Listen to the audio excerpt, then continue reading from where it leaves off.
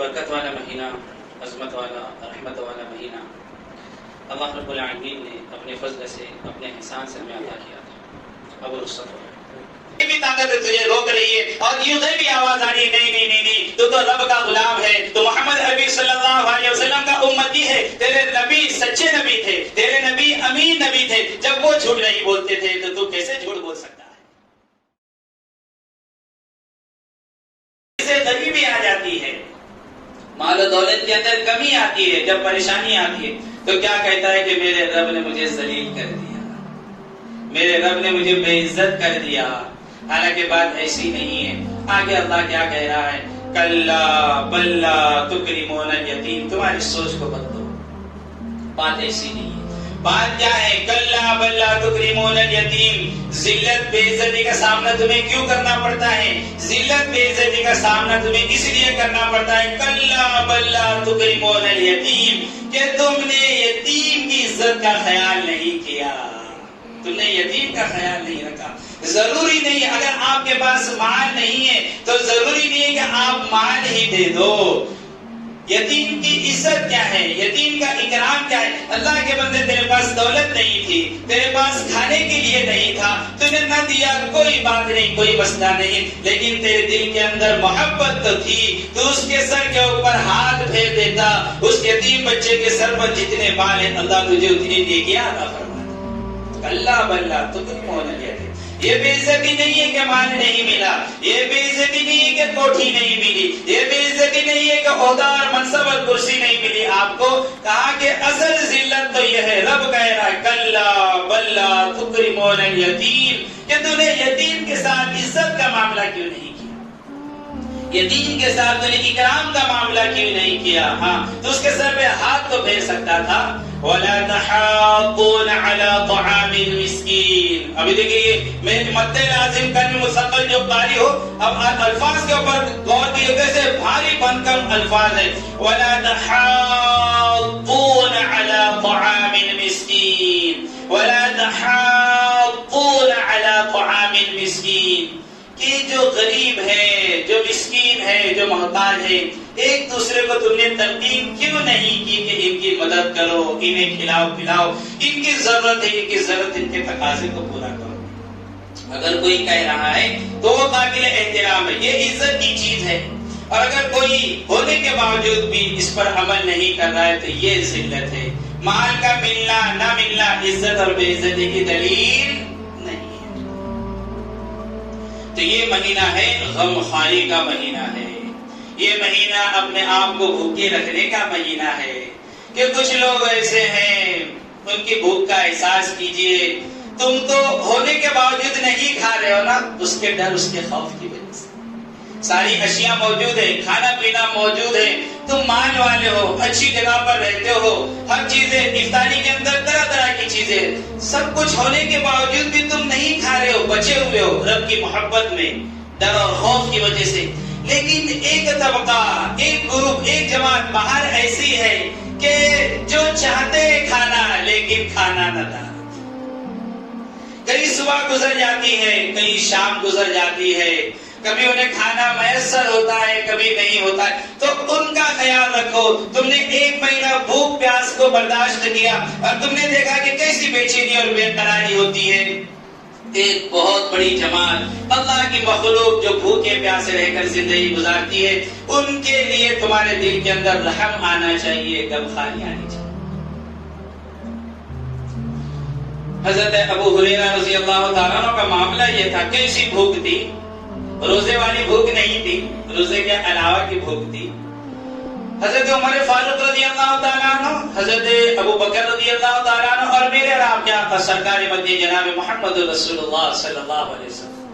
ابو ہریرہ رضی اللہ تعالیٰ فرماتے ہیں کہ میں جب بھی ان کے پاس مسئلہ پوچھنے کے لیے جاتا، مسئلہ تو بہانہ تھا، بھوک لگتی تھی، تو مسئلہ پوچھنے کے لیے جاتا تو مجھے کھانا کھلاتے۔ مسئلہ پوچھنے کے لیے جاتا تو کیا کرتے؟ بھوک لگی، میں نے سوچا چلتا ہوں عمر فاروق رضی اللہ تعالیٰ کے پاس، تو مسئلہ تو بہانہ تھا، کچھ کھانا مل جائے گا جو آگ لگی ہوئی پیٹ کے اندر وہ بجھ جائے۔ عمر فاروق رضی اللہ تعالیٰ کے پاس گئے، سلام دعا ہوئی، مسئلہ پوچھا، بتایا، لیکن کھانے کے بارے میں کچھ پوچھا نہیں. وہاں پر بھی کچھ تھا نہیں اس وقت. اس سے پہلے آئے تو دے دیا, لیکن اس وقت آئے تو ابو ہریرہ رضی اللہ تعالیٰ فرماتے ہیں کہ عمر فاروق رضی اللہ تعالیٰ کے پاس میں گیا, مسئلہ پوچھا, مسئلہ بتایا, لیکن کھانے کے لیے مجھے پوچھا نہیں. ورنہ ان کی عادت یہ تھی کہ مسئلہ بتانے کے بعد دسترخوان بچھاتے تھے اور کہتے تھے آ جاؤ کھانا کھا لو, جو ہمارے گھر میں تم بھی کھا. تو عمر فاروق رضی اللہ تعالیٰ سے کہا کہ آپ نے کھانے کے لیے کچھ مجھے پوچھا نہیں. عمر فاروق رضی اللہ تعالیٰ نے فرمایا ابو ہریرہ کتنے دن کے بھوکے ہو, کب سے بھوکے ہو؟ تو کہا کہ ابن عمر صبح سے بھوکا ہوں. تو عمر فاروق رضی اللہ تعالیٰ نے فرمایا ابو ہریرہ میں کل سے بھوکا ہوں, تو آج سے بھوکا ہے, صبح سے بھوکا ہے. عمر فاروق رضی اللہ تعالیٰ نے فرمایا کہ ابو ہریرہ میں کل صبح سے بھوکا ہوں, چل ابو بکر کے پاس چلتے ہیں, شاید وہاں کچھ مل جائے. یہ دونوں صاحب پہنچے ہیں حضرت ابو بکر رضی اللہ تعالیٰ عنہ کے پاس, مسئلہ پوچھا. ان کی بھی عادت تھی دستر بچھاتے, لیکن اس وقت مسئلہ بتایا لیکن دسترخوان نہیں بچھایا.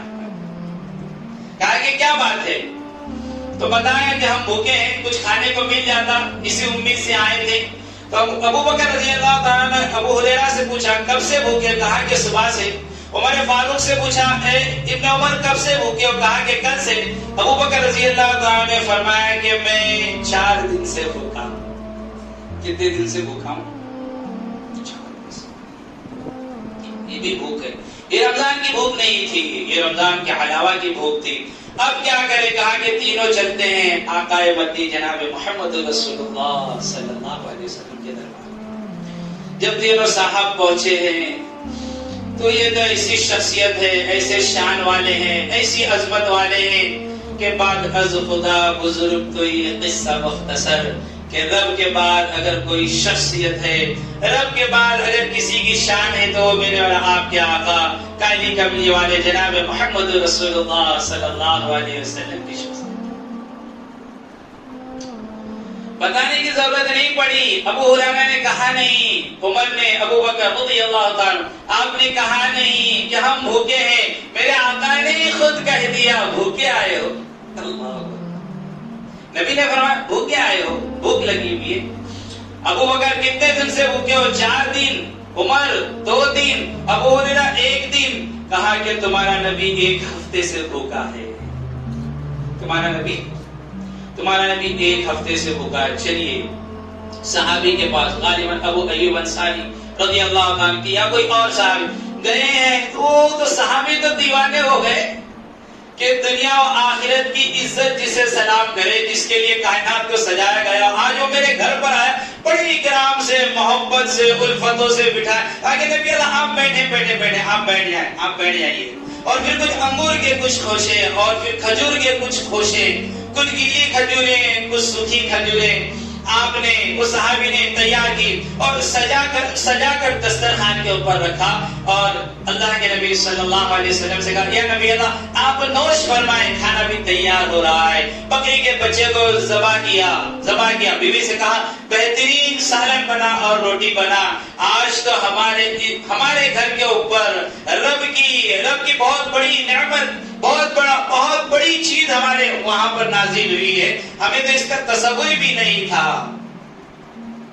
تو بیوی نے چھوٹی چھوٹی روٹی بنائی, سالن تیار کیا. اتنے دن کے بھوکے تھے. حضرت عمر فاروق رضی اللہ تعالیٰ عنہ اللہ کا شکر ادا کرتے ہوئے مزے لے کر کھا رہے ہیں. الحمدللہ, سبحان اللہ, جو بھی ان کے الفاظ تھے وہ اللہ کا شکر ادا کرتے ہوئے کھا رہے ہیں. اللہ کے نبی صلی اللہ علیہ وسلم بھی کھانا تناول فرما رہے. پھر جو پلیٹ کے کنارے کے اوپر کچھ سالن, کچھ شوربہ تھا, آپ صلی اللہ علیہ وسلم نے روٹی اٹھائی اور وہ تھوڑا سا چاروں طرف کولوں کے اندر آپ نے گھمایا. اور پھر اس کے بعد آپ نے عمر فاروق رضی اللہ تعالیٰ کے سامنے رکھا اور فرمایا کہ عمر یہ دیکھ رہے ہو لقمان, عمر یہ دیکھ رہے ہو. کہا کہ اللہ رب العالمین اس لقمے کے بارے میں قیامت کے دن سوال کرے گا, اس لقمے کے بارے میں پوچھے. تو عمر فاروق رضی اللہ تعالیٰ کے ہاتھ میں کچھ تھا, زمین پر پٹکا اور کہا یا نبی اللہ صلی اللہ علیہ وسلم 1 ہفتے کے بعد کھانا میسر ہوا کہ اس پر بھی سوال ہوگا.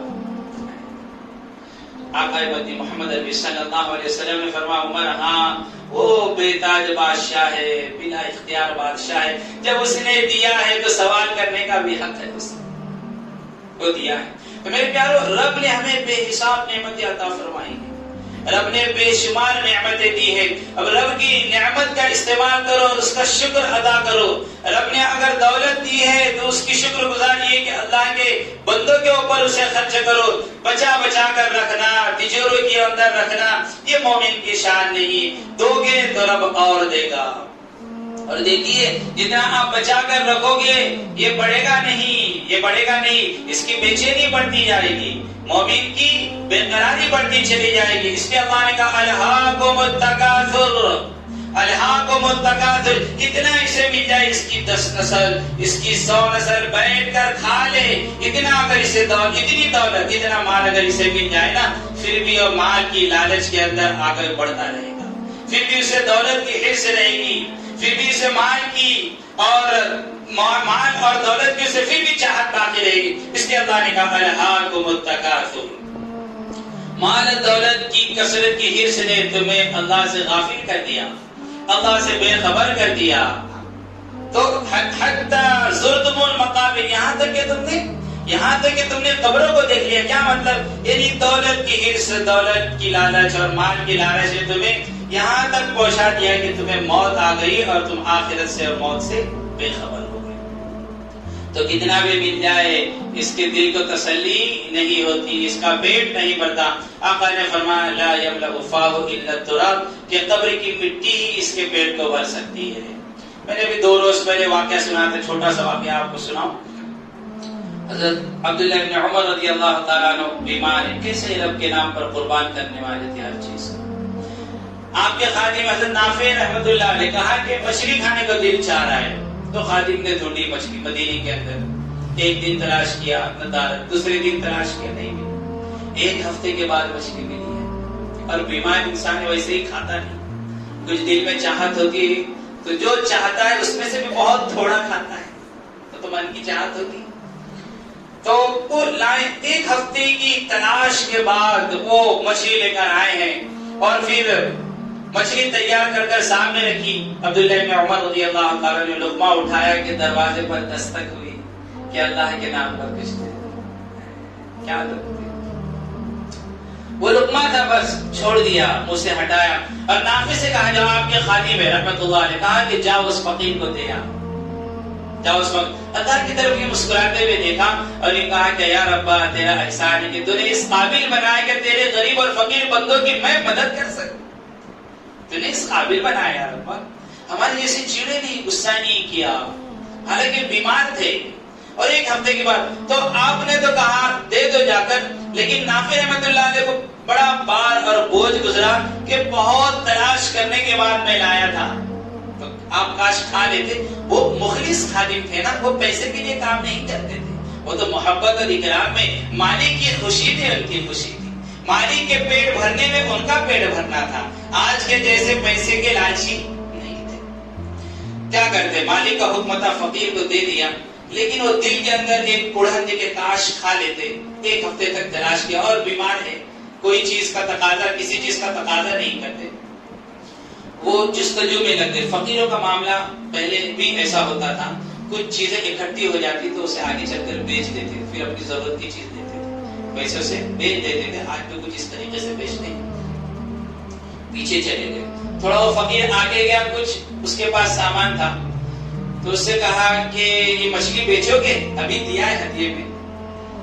تو کہا کہ دیکھ میں نے 1.5 دینار میں لی تھی۔ کون کہہ رہے ہیں؟ نافع رحمۃ اللہ علیہ، ابن عمر رضی اللہ تعالیٰ کے خادم۔ دیکھ 1.5 دینار میں نے لی تھی، تجھے میں 2 دینار دوں گا اگر تو مجھے دے گا۔ تو اس نے کہا تو بہت اچھا سودا ہے، فری میں مجھے ملی ہے، اور 1.5 دینار میں تم نے لی تھی، مجھے 2 دینار مل رہے اور بنی ہوئی ہے، اب اسے کون لے گا، کون خریدے گا؟ کہا کہ ہاں یہ لے لو اور 2 دینار دے دو۔ 2 دینار نافع رحمۃ اللہ علیہ نے دے دیے، اور وہ مچھلی لے لی، خوشی خوشی آئے ہیں عبداللہ ابن عمر رضی اللہ تعالیٰ کے پاس کہ اب میرا مالک کھا لے تو مجھے بھی تسلی ہو۔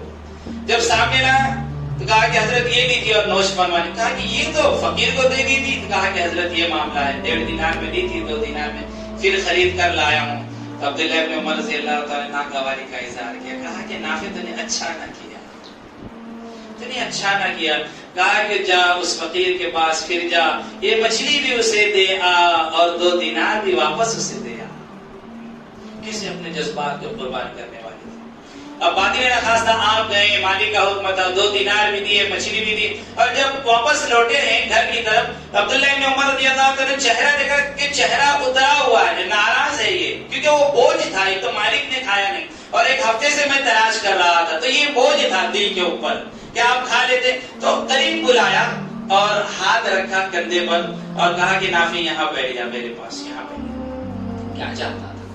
تو یہی چاہتا تھا نا کہ میں مچھلی کھا لیتا تو تجھے سکون ملتا، تجھے راحت ملتی، تجھے اچھا لگتا۔ مسئلہ میرے سکون کا ہے، مسئلہ میری راحت کا ہے، مجھے اچھا لگنے کا ہے۔ تو اے نافع سن، جو کھا لیتا اگر میں جتنا مجھے کھانے میں سکون ملتا تھا، اس سے کہیں زیادہ رب کے بندے اور فقیر کو دے کر مجھے سکون حاصل ہوا، اس سے زیادہ سکون۔ تو مسئلہ میرے سکون اور میری راحت کا ہے نا، تو مجھے اس کھانے سے زیادہ ملا تو ناراض کیوں ہوتا ہے؟ اولئک آبائی فجئنی بمثلہم اذا اجتمعنا یا جلیل المجام۔ یہ ہمارے آبا و اجداد تھے، یہ ان کی کہانیاں ہیں، ہم کیا ہیں، ہمارے کیا حقیقت۔ اس لیے میرے پیارو، یہ مہینہ صبر کا مہینہ ہے، غمخواری کا مہینہ ہے۔ جس طریقے سے ہم اپنے لیے کھانے پینے کی چیزیں مہیا کرتے ہیں، اسی طریقے سے غریبوں کا بھی خیال رکھیں، محتاجوں کا خیال رکھیں۔ اپنے قریبی رشتہ داروں کے اندر دیکھیں، کوئی بچہ پڑھ نہیں پا رہا ہے، اس کی فیس کا انتظام کر دے، کسی کے پاس کپڑے نہیں، کپڑے کا انتظام کر دے، کھانے پینے کی چیزیں نہیں، کھانے پینے کا انتظام کر دے۔